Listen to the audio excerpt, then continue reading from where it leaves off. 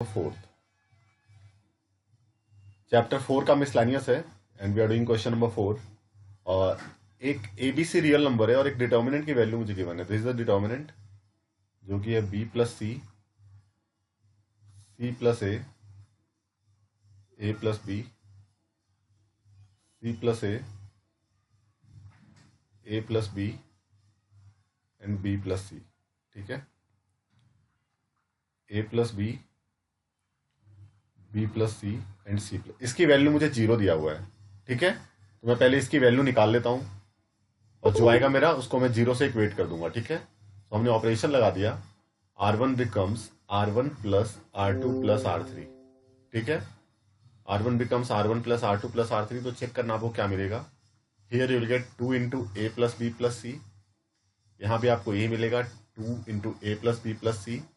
यहां भी आपको ए मिलेगा 2 into A plus B plus C. All right, next this will be same. ठीक है, C plus A plus B and B plus C, A plus B plus C and C plus A as it is. R1 से 2 into A plus B plus C common आ रहा है, तो take out 2 into A plus B plus C common from R1। तो हमने 2 into A plus B plus C बाहर निकाल लिया, 1 1 1 C plus A plus B plus C, A plus B plus C plus A. ठीक है, ऐसा हो जाएगा। अब आप इन दोनों को 0 बना दो। याद है आपको, हम बताते थे ऐसे ही करते थे। जब पहले रो में तीनों 1 है तो दोनों बाद के वाले 1 को 0 बना दो। ठीक है, so we can use the operation C2 becomes C2 minus C1 and C3 becomes C3 minus C1, है ना। बाहर तो 2 into A plus B plus C है, अंदर हो गया 1 C plus A and A plus B, 0 this is B minus C, this is C minus A, this is 0, this is B minus A and this is C minus B. ठीक है,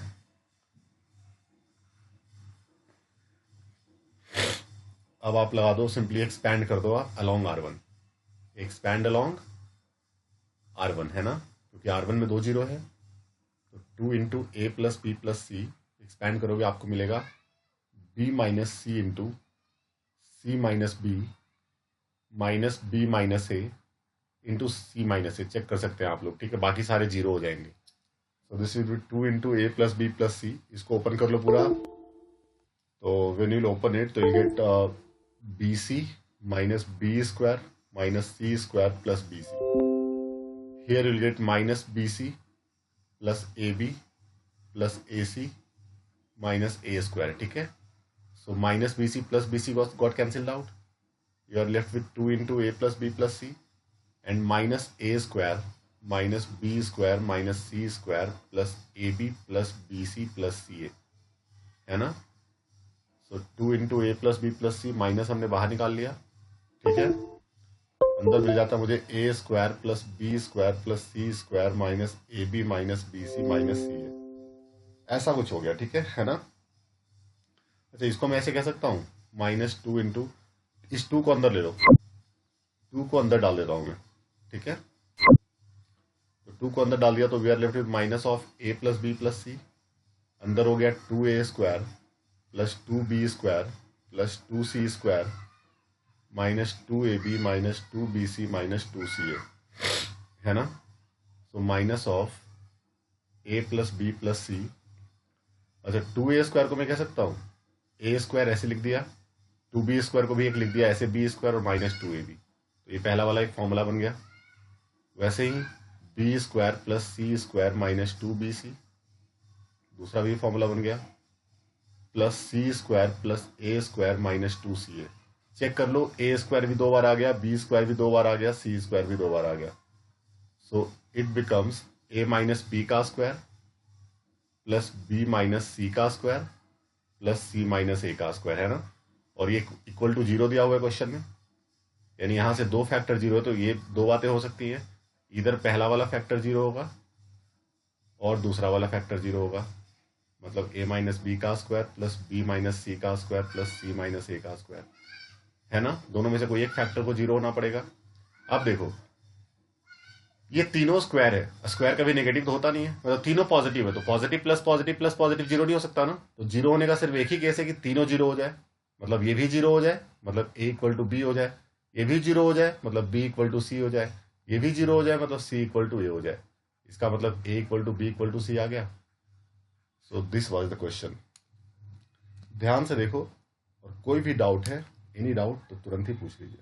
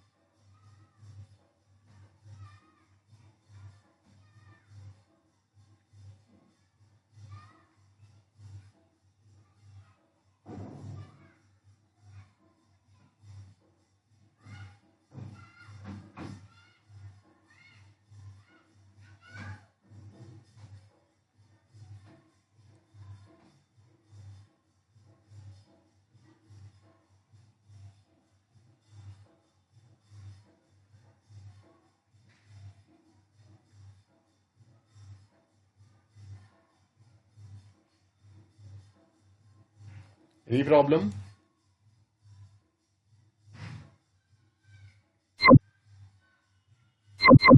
ठीक है, next देखिए क्या बिठा रहे हैं इसको।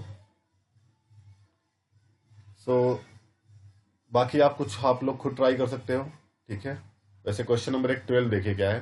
क्वेश्चन 12 क्वेश्चन में एक नई प्रॉपर्टी आपको बता सकता हूं मैं। X square 1 + px³ Y square 1 + py³, z² 1 + pz³, ठीक है। ऐसे डिटर्मिनेंट को आप दो डिटर्मिनेंट के रूप में स्प्लिट कर सकते हो। एक तो ऐसा बनेगा, है ना, और इसका पहला एलिमेंट, जो भी पहला एलिमेंट है, बीच में प्लस का साइन है दोनों में, तो प्लस लगाओ। दूसरा डिटर्मिनेंट में पहले और दूसरे कॉलम सेम रहेंगे, ठीक है। और इसका दूसरा element px³ py³, pz³, alright. अब यहां पे मैं क्या कर रहा हूं, पहले वाले डिटर्मिनेंट में मैं R2 और R3 को इंटरचेंज कर रहा हूं। R2 और R3 को इंटरचेंज का साइन ये होता है, दोनों साइड से एरो होता है, ठीक है। सो सॉरी, C2 और C3 को मैं इंटरचेंज कर रहा हूं। C2 एंड C3 इंटरचेंज के लिए दोनों साइड एरो आएगा। So C1 would be as it is, नई प्रॉपर्टी आपने अभी तक नहीं सीखा था। C2 जो है वो C3 बन जाएगा, और C3 जो है वो C2 बन जाएगा। और कभी भी अगर आप किसी भी डिटर्मिनेंट में दो कॉलम या दो रो इंटरचेंज करते हो तो एक -1 बाहर आ जाता है। हर इंटरचेंज के बदले गेट 1 -1 बाहर। यहां पे देखो तो पहले रो से x कॉमन आ गया, दूसरे रो से y कॉमन आ गया, तीसरे रो से z कॉमन आ गया, बच गया 1x and px², 1y and py², 1z and pz², ठीक है, फाइन।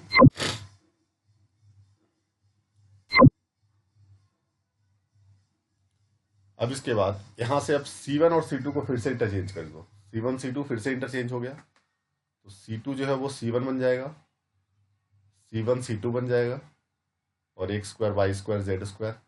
यहां पे तीसरे कॉलम से p कॉमन दिख रहा है, तो हमने p बाहर निकाल लिया, ठीक है। x y z and x² y² z²। और यहां पे एक माइनस तो था ही पहले, एक इंटरचेंज और हुआ तो एक और -1 बाहर आ जाएगा, तो -1 का स्क्वायर। अब देखो बेटा, दोनों डिटर्मिनेंट कॉमन आ गया है ना, तो हमने डिटर्मिनेंट को कॉमन ले लिया। 1x x², 1y y² and 1z z। -1 का स्क्वायर 1 होता है, px y z, है ना, यही बच गया ना। अब मुझे बस दो जीरो बनाना है, तो नीचे वाले दोनों को बना दो, इन दोनों को। तो ऑपरेशन लगा रहा हूं, R2 becomes R3 becomes R3 - R1, ठीक है। तो 1 plus P X Y Z, और ये हो गया 1 X and X square, 0 Y minus X, Y square minus X square, 0 Z minus X, Z square minus X square. अब देखना, so it becomes 1 plus P X Y Z,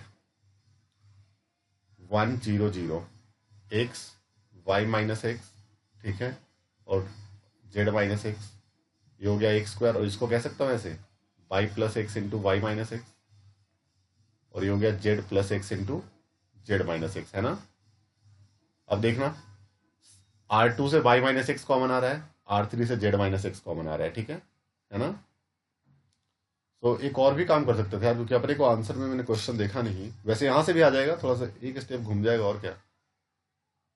तो ये 1 plus P X Y Z हो गया, और Y minus x निकाल लिया मैंने, और जेड माइनस एक्स निकाल लिया। अंदर मेरे पास हो गया 1 एक्स और X square, 0 1 Y plus X, 0 1 Z plus X, ठीक है।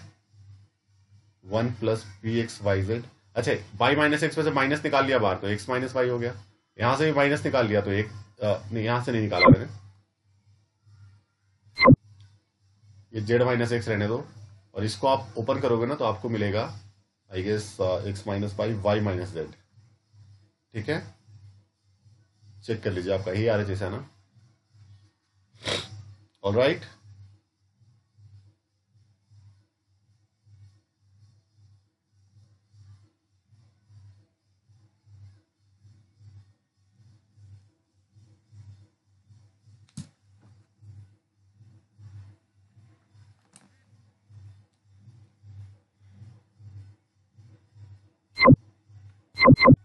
बहुत बढ़िया। तो आते हैं हम, आप सभी लोग निकाल लीजिए 4.5, 2-3 क्वेश्चन ही लूंगा, एक 2x2 का ले रहा हूं, एक 3x3 का, जैसे कि क्वेश्चन नंबर 5 है। और कौन सी एक्सरसाइज?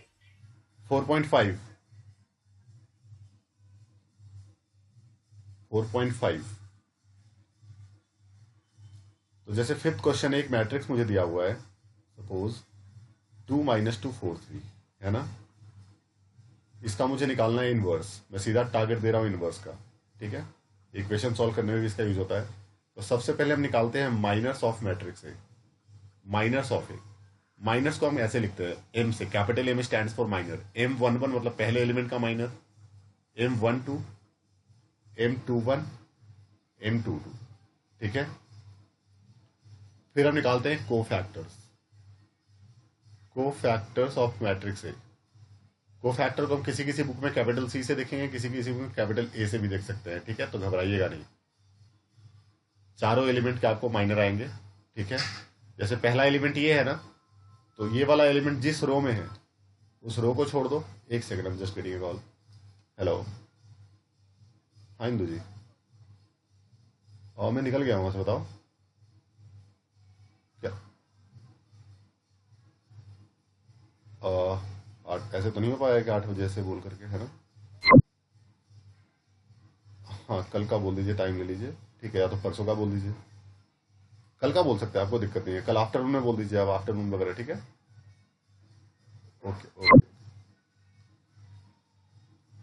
हाँ जी। तो ऐसा हो गया। अच्छा, ये वाला पहला एलिमेंट जिस रो में, उस रो को छोड़ दो, जिस कॉलम में छोड़ दो, क्या बच गया 3। तो पहले वाले का माइनर 3 हो गया। All right. दूसरे वाला भी जिस रो में, उस रो को छोड़ दो, जिस कॉलम में, उस कॉलम को छोड़ दो, बच गया 4। 4 इसका माइनर हो गया। वैसे थर्ड के लिए जिस रो है, रो कॉलम को छोड़ दो, -2 मिलेगा, लास्ट वाले का 2 मिलेगा, है ना। Any problem, any problem. C11 cofactors निकालना है मुझे। कोफैक्टर के लिए इन पोजीशंस को ऐड करो। 1 + 1 क्या होता है 2, इवन है ना, इवन है तो इसके बराबर रहेगा। 1 + 2 क्या होता है ऑड, ऑड है तो इसका नेगेटिव हो जाएगा। ऑड है, 2 + 1 ऑड है तो इसका नेगेटिव हो जाएगा। 2 + 2 इवन है तो यही रहेगा, ठीक है। नेक्स्ट हम बनाते हैं कोफैक्टर्स का मैट्रिक्स, मतलब CIJ का मैट्रिक्स। जो कोफैक्टर निकाला उसको पोजीशन पे डाल दो, 3 - 4 2 2। अब इसको आप, इसके बाद हम निकालते हैं adjoint, adjoint of A matrix.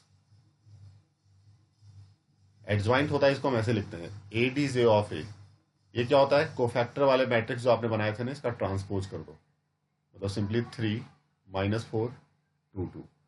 All right, 3 -4 2 2। All right, adjoint of A आ गया। नेक्स्ट आपको निकालना है ए इनवर्स। तो ए इनवर्स का फॉर्मूला होता है 1 upon determinant of A into adjoint A. ठीक है, तो डिटर्मिनेंट ऑफ ए क्या आएगा, डिटर्मिनेंट ऑफ ए आ जाएगा 6 + 8 14 आएगा, चेक कर सकते हैं आप। ठीक है, एडजॉइंट ए क्या है हमारा 3 2 -4 2। This is your answer. So इस तरीके से हम 2 × 2 का इनवर्स निकाल सकते हैं using minors method. All right, ठीक है। देखिए 3 × 3 का मैट्रिक्स। क्वेश्चन नंबर आ जाते हैं, ले लेते हैं 9th क्वेश्चन, देख लेते हैं।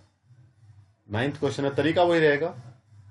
एक मैट्रिक्स मुझे ए दिया हुआ है 2 1 3 4 -1 0 -7 2 1। ठीक है, हमें निकालना है पहले इसका माइनर।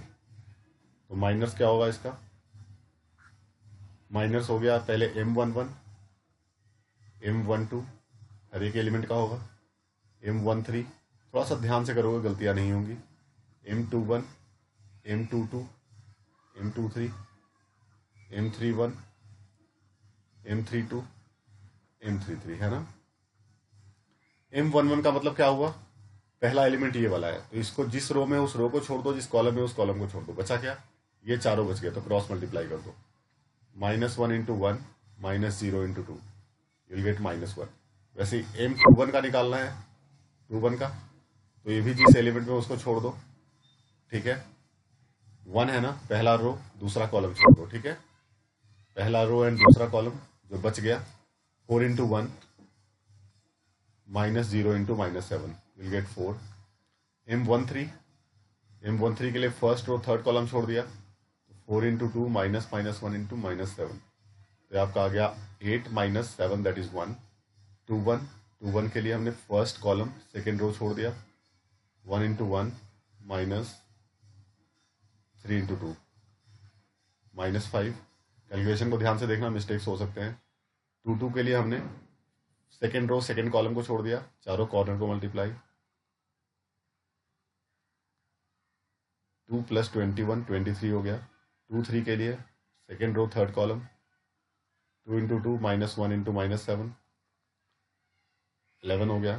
3 1 के लिए first column third row, 1 × 0 -3 × -1, will get 3। 3 2 के लिए वैसे ही third row and second column, 2 × 0 -3 × 4, so will get -12। 3 3 के लिए 2 × -1 -1 × 4 -6। So this is your minors, cofactors.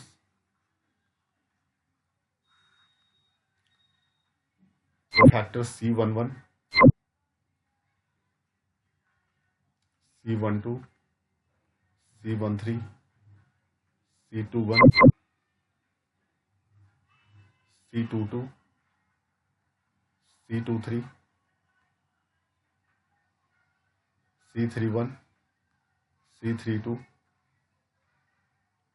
C33।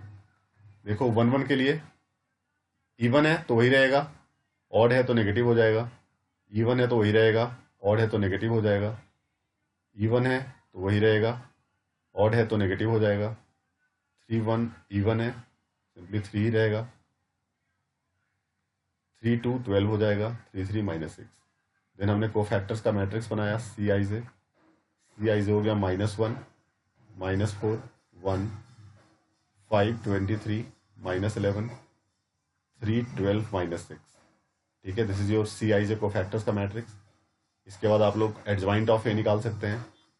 Adjoint of matrix से क्या होगा, कोफैक्टर मैट्रिक्स का ट्रांसपोज कर दो, -1 -4 1 5 23 -11 3 12 -6। कोफैक्टर वाले मैट्रिक्स को घुमा दिया हमने, ट्रांसपोज कर दिया। नेक्स्ट आप डिटर्मिनेंट ऑफ ए निकालिए, ये आपको मिलेगा 2 × -1 -1 × 4 + 3 × 1, विल गेट -3 -3 मिलेगा, चेक कर सकते हैं आप लोग, ठीक है। सो ए इनवर्स का फॉर्मूला होता है 1 upon determinant of A into adjoint A. So 1 upon -3 हो गया, adjoint A is -1 5 3 -4 23 12 1 -11 -6, this is your answer, ठीक है।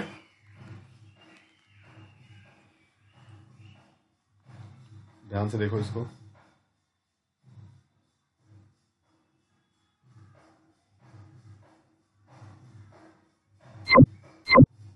एक इस तरह का क्वेश्चन ले लेते हैं, देखिए 4.6 निकाल लेते हैं। एक्सरसाइज 4.6 इक्वेशन सॉल्व करने वाला, ठीक है। जैसे कि हम ले लेते हैं क्वेश्चन नंबर 13 क्वेश्चन को देखो आप लोग।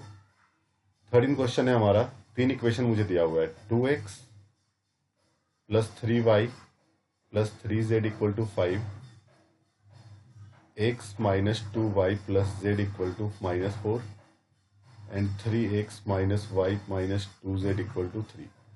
There are 3 equation. सो यहाँ पे 3 मैट्रिक्स बनता है। एक तो होता है मैट्रिक्स ए होता है जो तीनों इक्वेशन है ना इसके कॉफिशिएंट्स का मैट्रिक्स, जो भी कॉफिशिएंट है उसका मैट्रिक्स होता है, ठीक है।